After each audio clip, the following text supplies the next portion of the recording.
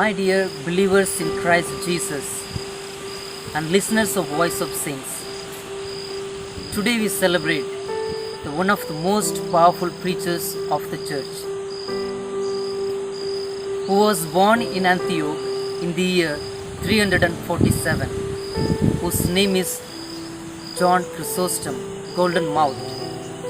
He was perhaps the greatest preachers in the history of the Church,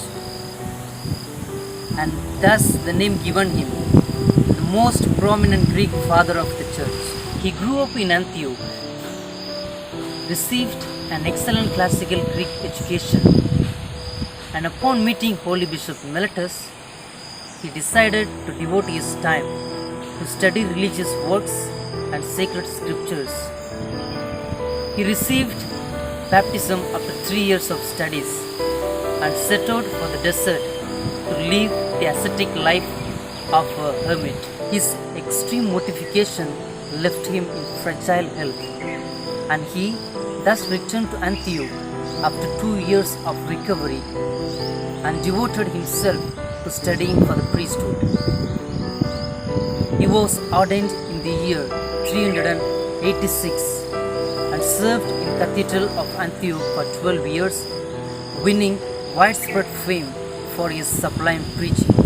In 398, he was forcibly appointed Patriarch of Constantinople and fast became very popular with his flock, and through his example of preaching and courage in front of imperial power, whose corruption and decadence he never shrank from criticizing in public. This attitude naturally made an enemy of the Empress Eudoxia as well as Theophilus, Bishop of Alexandria, who had him commented on his false charges in 403. He was exiled to Armenia, where he continued to be a great presence in the Church of the East through his many letters. He was exiled from Armenia to an isolated place along the Black Sea. He died during the journey in 407 in Pontus, his ill health unable to endure its rigors. In 438, the Emperor Diocese II of Constantinople had John's body returned to Constantinople and did penance for the sins of his mother Eudoxia.